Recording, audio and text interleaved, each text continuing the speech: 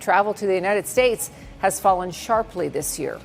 We have seen some decline in demand to the U.S., and as a result, we've redeployed some of our capacity into domestic markets across the Atlantic and into Latin Caribbean destinations. Just weeks ago, Florida's coastal resorts bustling with preparations expected waves of Canadian tourists to descend like clockwork. They had done so every summer for decades. But June 2025 delivered a stark twist. Flights from Canada to Florida dropped by over 25%, according to international booking platforms. And that wasn't an isolated glitch. There were no hurricanes, no travel bans, no health alerts. Just a quiet, collective decision not to come.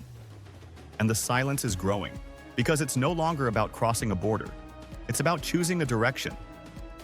More and more Canadians are turning away, not in anger, but in disillusionment. And the United States is starting to feel it. Theme parks like Universal Studios and Disneyland had forecast Canadian tourists to make up at least 20 to 30% of their summer foot traffic. That number has fallen to 12 to 15%. Park operators are quietly laying off seasonal workers, shortening opening hours, and even canceling scheduled shows. Hotel managers in Orlando report record vacancy rates for July, a month that, until now, was synonymous with full bookings and overbooked waiting lists. In Las Vegas, where tour groups from Ontario and Quebec once filled entire casino halls, the lobbies now feel colder, louder, emptier. Flights from major Canadian cities like Vancouver, Toronto, and Calgary to U.S. destinations are being slashed. Even with airfare prices down 30% compared to summer 2023, planes are flying half empty. Several airlines have started consolidating routes, canceling weekend service altogether. "We've never seen a summer like this," one airline executive told CBC. "Price isn't the issue, it's a sentiment." According to STR Canada and Destination Canada, 43% of Canadians who originally booked travel to the U.S. this summer canceled or rerouted their plans. 27% opted instead for trips to Europe, Mexico, or the Caribbean. 19% chose domestic holidays, citing safety, affordability, and less stress as reasons. Only 11% cited price as their main concern. The rest cited political climate, border friction, and lack of hospitality as top reasons. This isn't a boycott. It's not an organized campaign. It's a quiet withdrawal of affection. The Canadian American Exchange Institute sounded the alarm in its June 2025 report.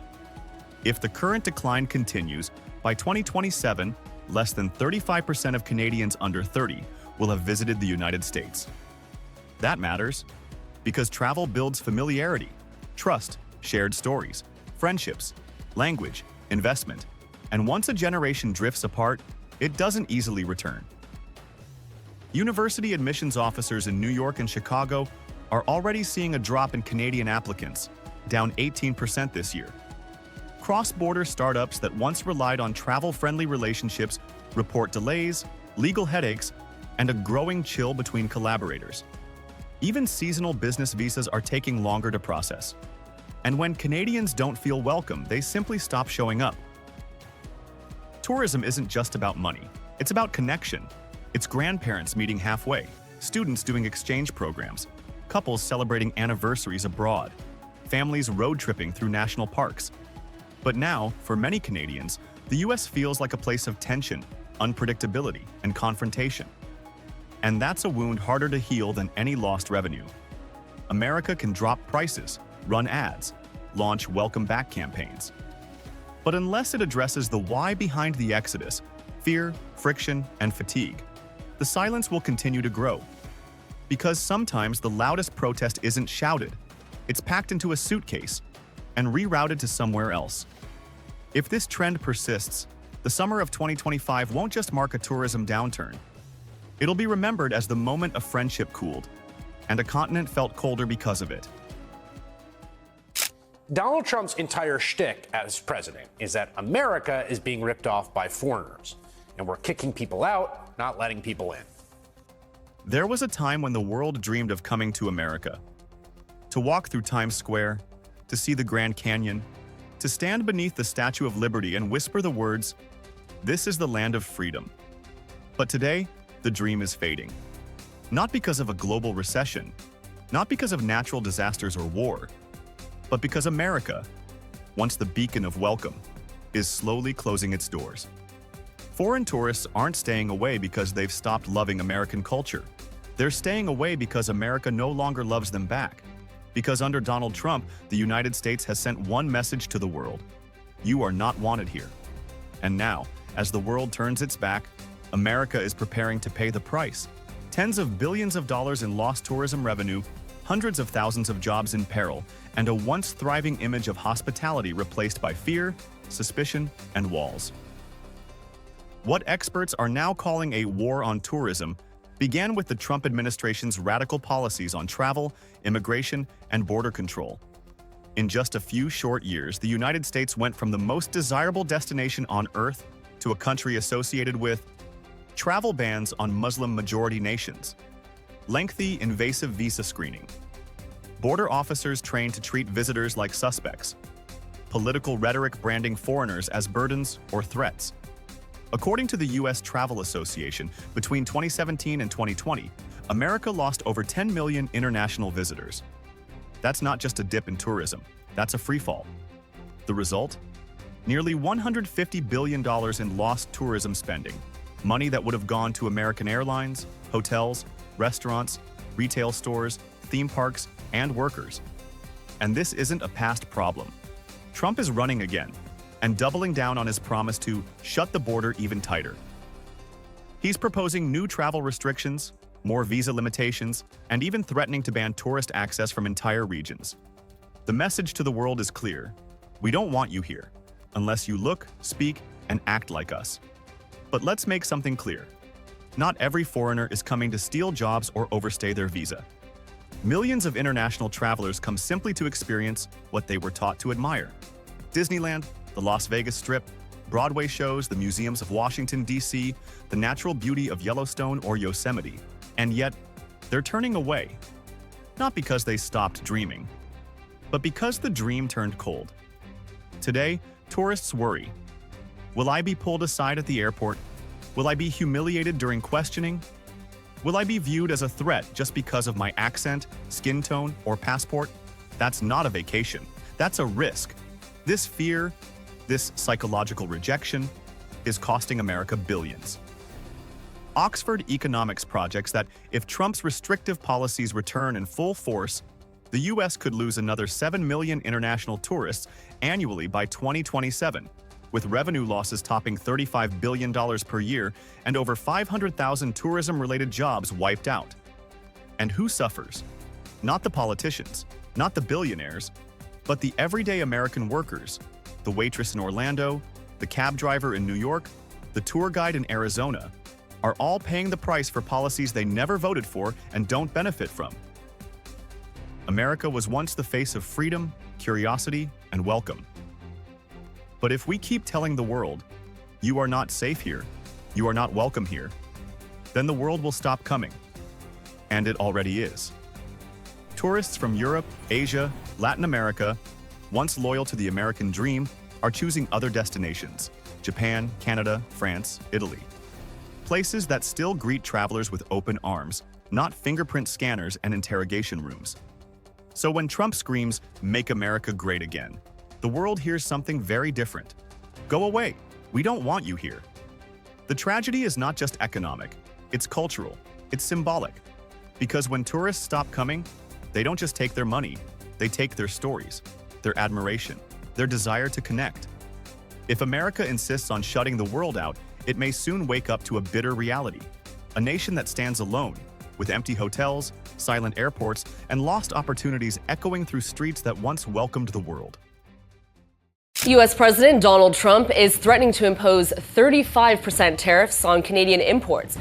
Now, in a statement from Prime Minister Mark Carney that was posted late last night, just before midnight, he says that Canada will work towards a revised deadline of August 1st.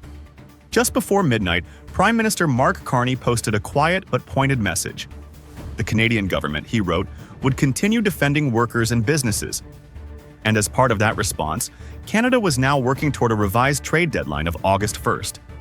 No televised statement, no political theater, Just a calm, strategic adjustment, meant to buy time, lower the temperature, and keep doors open. It was a subtle move, but it carried weight, especially in contrast to the unpredictability coming from the South.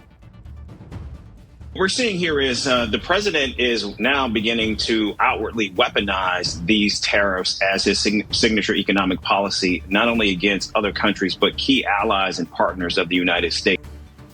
In this second term, President Trump has elevated tariffs from economic tools to political weapons. He doesn't just use them against adversaries. He uses them against allies. Brazil was hit with 50% tariffs just days earlier, reportedly over its handling of former President Jair Bolsonaro. Copper imports got a 50% duty with almost no industry consultation. And now, Canada. The rationale behind the move was familiar: fentanyl trafficking, retaliatory duties from years past, and barriers to U.S. dairy products. But behind the surface, analysts say this is about leverage.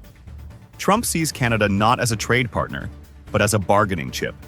And as always, the threat comes with a deadline. Sign a new deal by August 1st, or pay the price. It's not the first such ultimatum. Earlier this year, tariffs on steel, aluminum, and autos were all hiked. In each case, the announcement was sudden, the criteria vague, and the targets wide-ranging. But as experts have warned, including from the conservative Manhattan Institute, even Trump's fentanyl claims about the northern border aren't backed by substantial evidence. Still, the bigger issue may not be the tariff itself. It's the instability it creates. For Canadian businesses, it's not just the cost of duties, it's the unpredictability. Will the rules change next week? Will they get worse?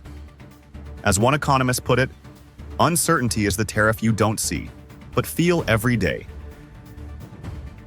Carney goes on to say that throughout these trade negotiations that the Canadian government has supported workers, supported businesses, and will continue to do so. In response, Prime Minister Carney did not hold a press conference. He didn't make a fiery speech. Instead, he posted a message just before midnight. Canada, he said, would continue supporting its workers and businesses. The government would stand firm while working toward a new deadline, August 1st. It was a shift in tone, away from confrontation toward resilience. Carney emphasized Canada's progress in fighting fentanyl and its willingness to collaborate on public health. He framed the moment not as a battle of personalities, but as a test of long-term policy. Behind the scenes, his team has been working with provinces and territories to build a more integrated national economy. Projects of national interest are moving forward. And trade diversification is becoming not just a goal, but a necessity. This strategy, measured, quiet, but firm, has drawn mixed reactions. The leader of the Conservative Party criticized Carney for moving the deadline instead of holding the line. Bloc Québécois raised concerns about prioritizing oil exports over broader diversification. And Unifor, Canada's largest industrial union, representing over 320,000 workers, called Trump's threat economic extortion. Still, Carney has held his course. No escalation, no retaliation, yet, just focus and time. For over 60 years, the US and Canada have built one of the closest economic partnerships in the world. From the Auto Pact to NAFTA to USMCA, goods and people flowed across borders, supported by rules, not threats. That structure is now under pressure. Tariffs are becoming daily headlines. Deadlines are moving targets. And what once felt like a dependable alliance now feels like a negotiation with no floor. Carney's approach may not generate headlines, but in a climate of escalating trade brinkmanship, it might be the only thing that prevents collapse. Because here's the risk. Even if Canada complies, even if it signs a deal by August 1st, there's no certainty that Trump won't shift the goalposts again.